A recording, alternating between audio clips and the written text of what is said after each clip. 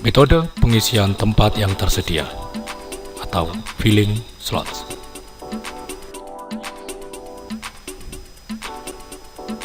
Perhatikan masalah berikut ini. Misalkan terdapat 3 macam baju berwarna merah, kuning, dan ungu.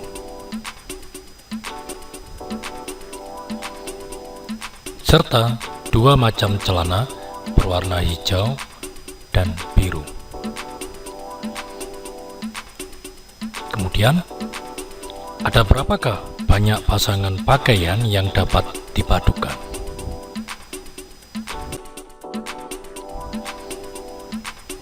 Untuk menjawab masalah tersebut, ada beberapa metode. Metode yang pertama, yakni menggunakan tabel silang atau cross table. Yakni dengan cara menuliskan jenis baju pada kolom yang terdapat 3 kolom, yaitu kolom untuk baju merah, baju kuning, dan baju ungu. Kemudian pada baris tabel diisi dengan jenis celana. Dalam hal ini terdapat celana hijau dan celana biru. Kemudian kita silangkan hasilnya. Kemungkinan yang pertama, yakni paduan antara baju merah dengan celana hijau. Kemudian paduan yang berikutnya, yakni baju kuning dengan celana hijau. Paduan berikutnya, yakni hasil dari persilangan baju berwarna ungu dengan celana hijau. Tuliskan di sini. Kemudian paduan berikutnya adalah baju berwarna merah dengan celana berwarna biru. Paduan berikutnya adalah baju berwarna kuning dengan celana berwarna biru. Berikutnya, paduan yang terakhir adalah baju berwarna ungu dengan celana berwarna biru. Dari tabel silang terlihat jelas bahwa kemungkinan atau banyaknya paduan baju dengan celana dari masalah tadi adalah 6 kemungkinan atau 6 paduan baju dan celana. Dalam hal ini yakni merah hijau, kemudian kuning hijau, ungu hijau, merah biru, kuning biru, dan ungu biru. Selain dengan menggunakan tabel silang, masalah tadi dapat juga diselesaikan dengan menggunakan metode diagram pohon atau tree diagram, yakni sebagai berikut. Pertama-tama kita tahu bahwa terdapat 3 kemungkinan atau 3 jenis baju, yakni baju berwarna merah, baju berwarna kuning, dan baju berwarna ungu. Baju berwarna merah dapat kita padukan dengan 2 macam celana, yakni celana berwarna hijau atau celana berwarna biru. Kemudian hasil paduan antara baju merah dengan celana hijau menghasilkan kemungkinan baju merah, celana hijau, dan hasil paduan dari baju berwarna merah dengan celana berwarna biru menghasilkan kemungkinan baju merah, celana biru. Selanjutnya, pada baju berwarna kuning dapat dipadukan dengan 2 macam kemungkinan jenis celana, yakni celana hijau dan celana biru. Hasil paduan antara baju kuning dengan celana hijau menghasilkan kemungkinan baju kuning, celana hijau.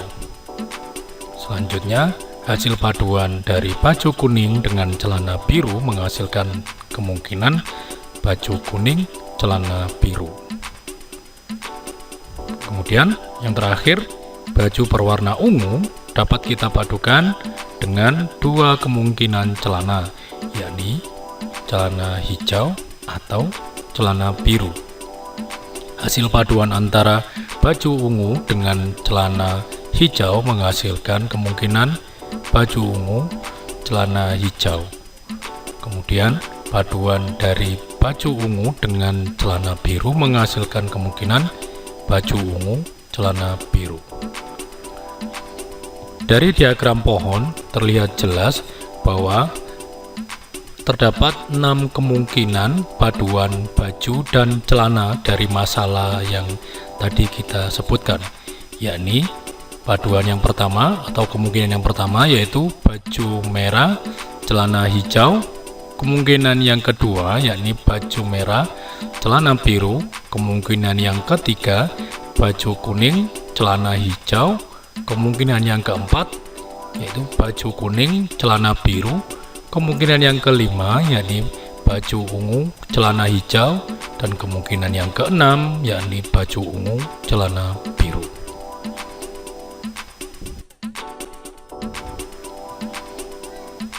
Kalau kita perhatikan dua metode tadi, metode-metode tersebut cukup efektif untuk menyelesaikan permasalahan yang tadi kita sebutkan. Akan tetapi, metode-metode tersebut kurang efisien digunakan apabila digunakan untuk menyelesaikan permasalahan-permasalahan yang melibatkan banyak sekali kemungkinan objek.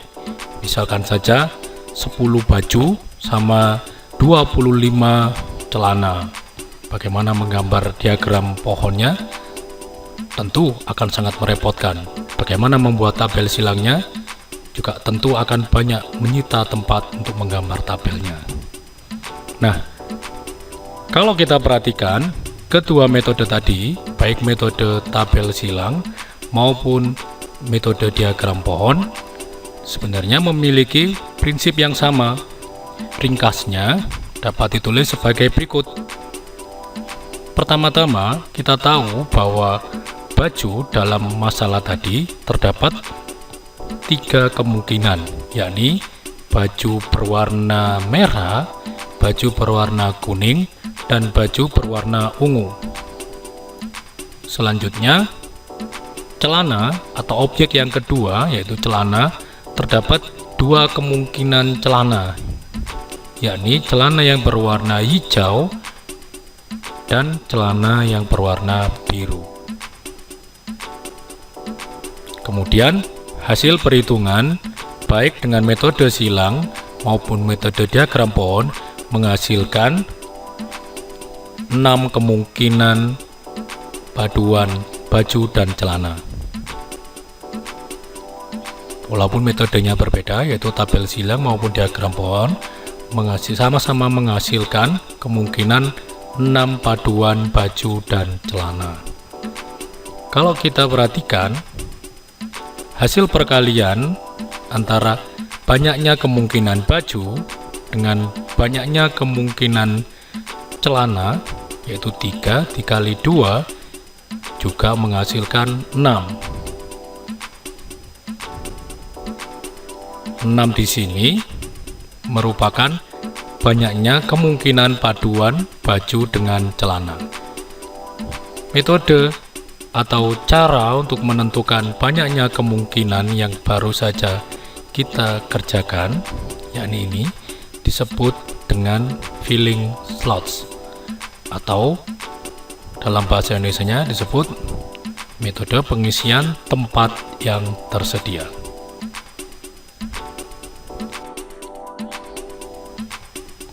Untuk memahami tentang metode pengisian tempat yang tersedia, perhatikan masalah yang baru berikut ini. Misalkan terdapat 3 macam baju berwarna merah, kuning, dan ungu. Kemudian terdapat 2 macam celana berwarna hijau dan biru.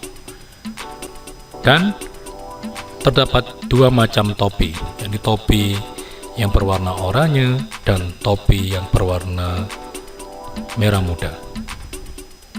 Selanjutnya, ada berapakah banyak pasangan pakaian yang dapat dipadukan?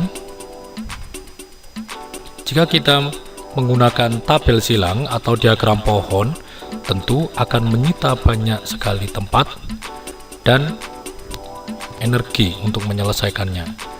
Namun apabila kita menggunakan filling slot, perhatikan banyaknya baju. Kita tahu di sini terdapat 3 macam jenis baju, yakni baju berwarna merah, kuning, dan ungu.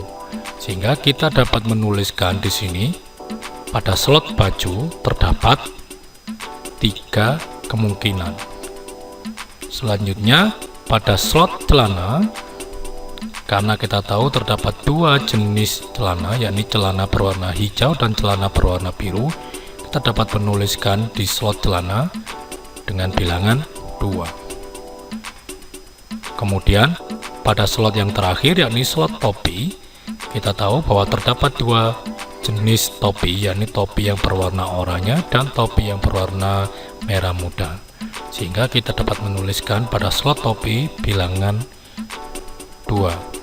Dengan demikian, hasil perkalian dari slot baju, slot celana, dan slot topi menghasilkan bilangan, yakni 3 dikali 2 dikali 2 sama dengan 12.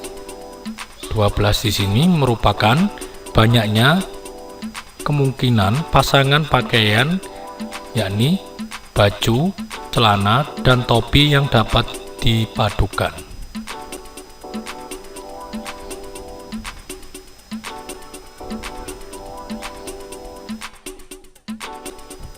Selanjutnya, secara umum, metode pengisian tempat yang tersedia atau filling slots dirumuskan sebagai berikut.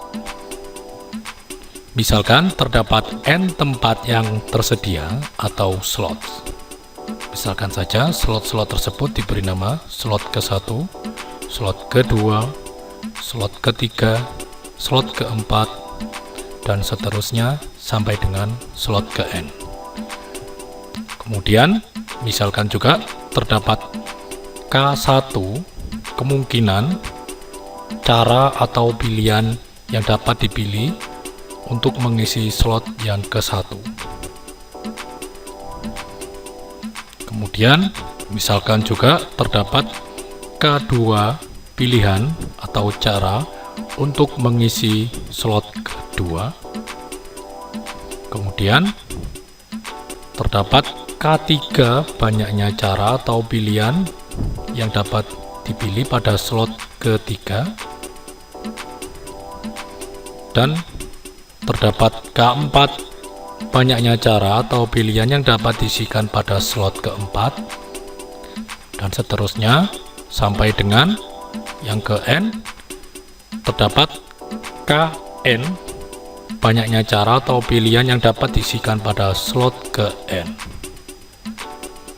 Kemudian, banyaknya cara mengisi seluruh N tempat yang tersedia, itu banyaknya cara mengisi slot-slot tadi, yaitu slot 1, 2, 3, 4, dan seterusnya sampai slot ke N, dirumuskan dengan K1 dikali K2 dikali K3 dikali K4 dikali dan seterusnya sampai dengan dikali KN.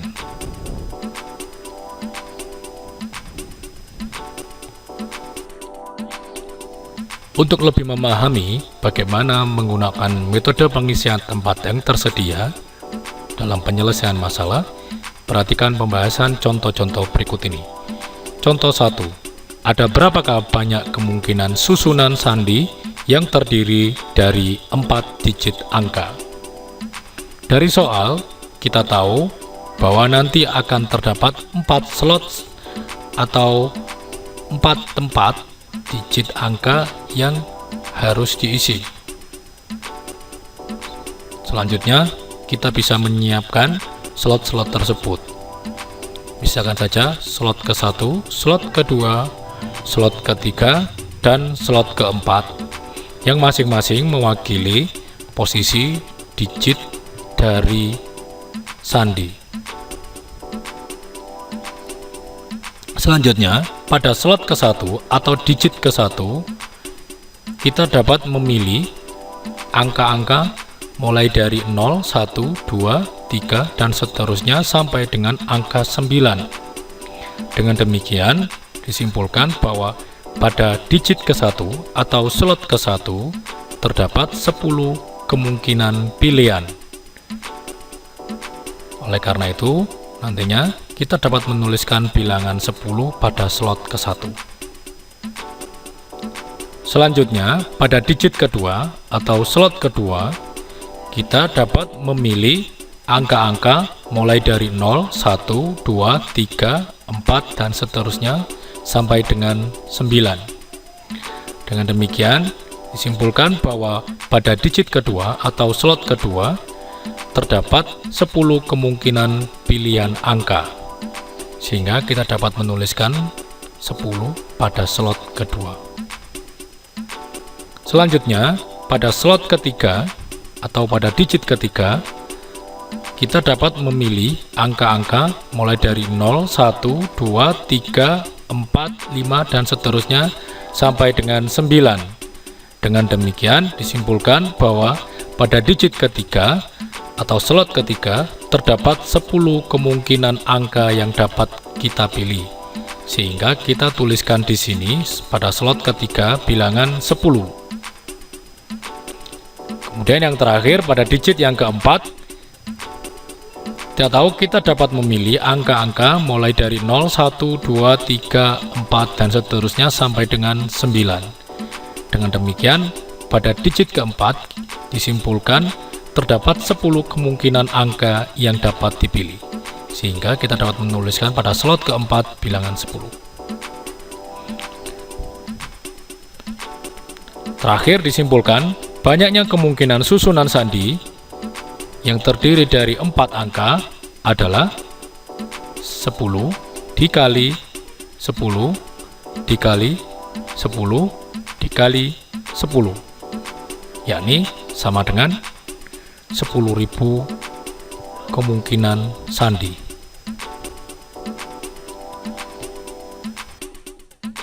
Contoh yang kedua, banyaknya bilangan ribuan yang genap adalah. Kita tahu bahwa bilangan ribuan terdiri dari 4 angka. Dengan demikian, kita dapat menyiapkan 4 slot sebagai berikut, yakni slot ribuan, kemudian slot ratusan, kemudian slot puluhan, dan yang terakhir slot satuan. Selanjutnya, pilihan untuk slot ribuan dapat dipilih dari angka-angka berikut ini: 0, 1, 2, 3, 4, 5, 6, 7, 8, atau 9. Tapi ingat, angka 0 tidak dapat kita pilih pada slot ribuan, karena tidak ada bilangan yang nilainya atau diawali dengan bilangan 0.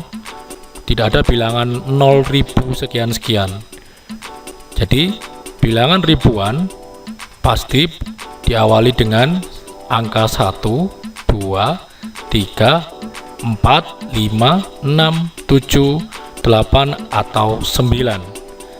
Dengan demikian disimpulkan pada slot ribuan terdapat 9 kemungkinan angka yang dapat kita pilih. Kemudian kita tuliskan bilangan 9 pada slot ribuan seperti ini. Selanjutnya, pada slot ratusan terdapat 10 pilihan angka, yakni mulai dari angka 0, angka 1, 2, 3, 4, 5, 6, 7, 8, atau 9. Di sini pada slot ratusan tidak ada rambu-rambu khusus tentang pilihan angka yang dapat dipilih, sehingga kita dapat memilih 10 angka mulai dari 0, 1, 2 sampai dengan 9. Dengan demikian, pada slot ratusan terdapat 10 kemungkinan angka yang dapat dipilih. Kita tuliskan 10 di slot ratusan. Selanjutnya, pada slot puluhan, sama halnya dengan slot ratusan, tidak ada rambu-rambu khusus mengenai pilihan angka yang dapat dipilih. Dengan demikian, pada slot puluhan terdapat 10 kemungkinan angka yang dapat dipilih. Selanjutnya kita tuliskan 10 pada slot puluhan. Seperti ini. Kemudian yang terakhir, pada slot satuan terdapat pilihan-pilihan angka yang dapat dipilih adalah sebagai berikut. Perhatikan bahwa pada soal meminta bilangan ribuan yang genap. Ciri dari bilangan genap adalah satuannya berupa bilangan genap. Dengan demikian, pada slot satuan kita hanya dapat memilih bilangan-bilangan genap saja atau angka-angka yang genap saja. Sehingga kita dapat mencoret 1, 3, 5, 7, dan 9 dari kemungkinan angka yang dapat dipilih pada slot satuan.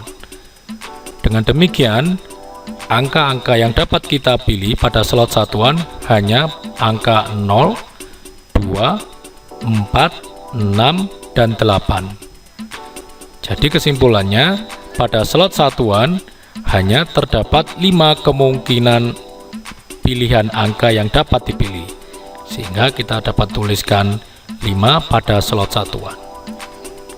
Terakhir, disimpulkan banyaknya bilangan ribuan yang genap adalah 9 dikali 10 dikali 10 dikali 5 sama dengan 4.500 bilangan. Jadi terdapat 4.500 bilangan ribuan yang genap. Contoh yang ketiga, Andi, Budi, dan Chandra akan duduk dalam suatu urutan yang sebaris. Banyaknya kemungkinan susunan tempat duduk adalah. Dari soal kita tahu terdapat 3 slot tempat duduk yang akan diisi oleh Andi, Budi, dan Chandra. Sehingga kita dapat menyiapkan 3 slot tempat duduk sebagai berikut, yakni slot tempat duduk ke-1, slot tempat duduk kedua, dan slot tempat duduk ketiga. Selanjutnya, pada tempat duduk ke-1, pada awalnya terdapat 3 kemungkinan pilihan, yakni kita dapat memilih Andi, atau memilih Budi, atau memilih Chandra untuk didudukkan pada tempat duduk yang ke-1. Dengan demikian, terdapat 3 kemungkinan untuk slot tempat duduk yang ke-1. Selanjutnya, pada slot tempat duduk kedua, perhatikan kemungkinan berikut ini. Misalkan Andi telah dipilih untuk duduk di tempat duduk yang ke-1. Dengan demikian, jelas bahwa Andi tidak akan mungkin muncul lagi di tempat duduk yang kedua maupun tempat duduk yang ketiga. Dengan demikian, pada tempat duduk yang kedua sekarang hanya terdapat 2 kemungkinan, yakni kita dapat memilih Budi atau Chandra yang akan ditempatkan pada tempat duduk yang kedua. Dengan demikian, terdapat 2 kemungkinan pada slot tempat duduk yang kedua. Terus, pada slot tempat duduk yang ketiga, misalkan saja Chandra yang telah dipilih untuk didudukkan pada tempat duduk yang kedua. Dengan demikian, Chandra pasti tidak akan mungkin muncul lagi di tempat duduk yang ketiga. Dengan demikian, pada slot tempat duduk yang ketiga sekarang hanya terdapat 1 pilihan saja, yakni hanya Budi yang mungkin dapat kita pilih. Dengan demikian, slot tempat duduk ketiga hanya terdapat satu kemungkinan. Dengan demikian, banyaknya kemungkinan susunan tempat duduk adalah 3 dikali 2 dikali 1 sama dengan 6 kemungkinan. Apabila kita diminta untuk menyebutkan apa saja kemungkinan susunan tempat duduk tersebut, yakni kemungkinan yang pertama bisa Andi, Budi, Chandra. Kemungkinan yang kedua Andi, Chandra, Budi. Kemungkinan yang ketiga Budi, Andi, Chandra. Kemungkinan yang keempat Budi, Chandra, Andi. Kemungkinan yang kelima Chandra, Andi, Budi. Kemungkinan yang keenam Chandra, Budi, Andi. Contoh 4. Dari 5 siswa berikut, Andi, Budi, Chandra, Dewi, dan Eka akan disusun tim debat bahasa Inggris yang terdiri dari 3 siswa. Banyaknya susunan tim yang mungkin adalah: dari soal diketahui terdapat 3 slot anggota tim debat bahasa Inggris yang nantinya akan dapat diisi oleh Andi, Budi, Chandra, Dewi, dan Eka. Sehingga kita dapat menyiapkan 3 slot sebagai berikut, yakni slot anggota tim ke-1, slot anggota tim kedua, dan slot anggota tim yang ketiga. Pada slot yang pertama, yakni slot anggota tim yang ke-1, pada awalnya kita dapat memilih 5 siswa berikut, yakni bisa memilih Andi, atau Budi, atau Chandra, atau Dewi, atau Eka. Dengan demikian disimpulkan pada slot ke-1 terdapat 5 kemungkinan.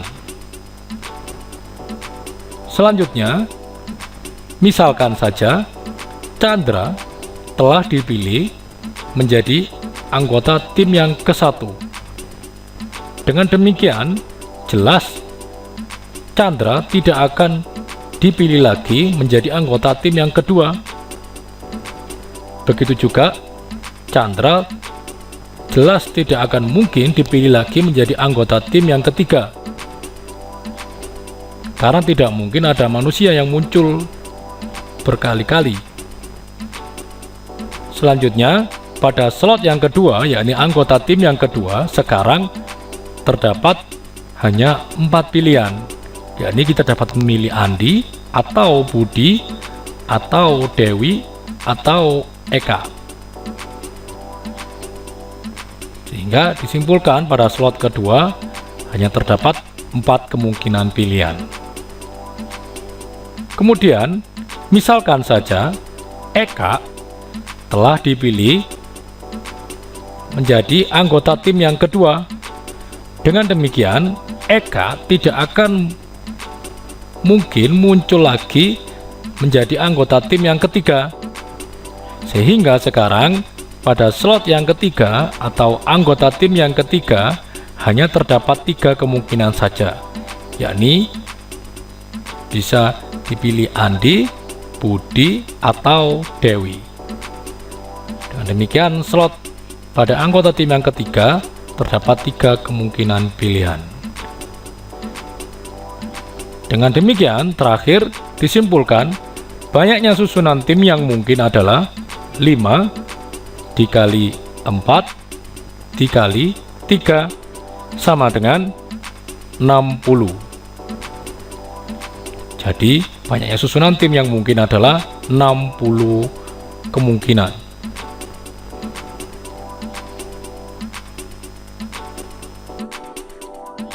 Contoh 5. Seseorang hendak bepergian dari kota A ke kota C. Dari kota A ke kota C, dia dapat melalui kota B atau kota G. Misalkan bahwa dari kota A ke kota B terdapat 3 jalan, dan dari kota P ke kota C terdapat 4 jalan. Sedangkan dari kota A ke kota Q terdapat 2 jalan, dan dari kota Q ke kota C terdapat 5 jalan. Diketahui pula bahwa tidak terdapat jalan dari kota P ke kota Q, dan begitu juga sebaliknya. Berapa banyak jalur jalan yang dapat ditempuh oleh orang itu untuk bepergian dari kota A ke kota C melalui kota P atau kota Q? Untuk mempermudah menyelesaikan permasalahan tersebut, buatlah diagram sebagai berikut. Kita tahu bahwa orang tersebut akan bepergian dari kota A menuju kota C. Dan kita tahu juga bahwa untuk menuju kota C dari kota A terdapat 2 kemungkinan jalur, yakni melalui kota P terlebih dahulu terus baru kota C, atau melalui kota Q kemudian baru ke kota C. Dan dari soal disebutkan dari kota A ke kota P terdapat 3 jalan. Kemudian kita siapkan di sini diagramnya sebagai berikut. Ini sebut saja jalan 1, jalan 2, dan jalan 3. Selanjutnya dari kota P ke kota C terdapat 4 jalan. Kita siapkan di sini diagramnya. Ini jalan 1, jalan 2, jalan 3, dan jalan 4. Dengan demikian, pilihan jalur yang pertama, orang tersebut pergi dari kota A ke kota C melalui kota P, yang dituliskan sebagai berikut. A menuju P menuju C terdapat 3 dikali 4 kemungkinan jalan, yang hasilnya adalah 12 kemungkinan. Selanjutnya, kalimat berikutnya, kota A ke kota Q terdapat 2 jalan. Kita siapkan di sini diagramnya, jalan 1 dan jalan 2. Selanjutnya, dari kota Q ke kota C terdapat 5 jalan. Kita siapkan di sini diagramnya, 1, jalan 2, jalan 3, dan jalan 4, serta jalan 5. Dengan demikian, pilihan yang kedua, yakni seseorang pergi dari kota A menuju kota C melalui kota Q, dituliskan sebagai berikut. A menuju Q menuju C terdapat pilihan 2 dikali 5 sama dengan 10 kemungkinan. Dengan demikian, total kemungkinan jalur yang dapat ditempuh oleh orang tersebut untuk bepergian dari kota A ke kota C berjumlah 12 ditambah 10, yakni terdapat 22 kemungkinan pilihan jalur yang dapat ditempuh dari kota A ke kota C.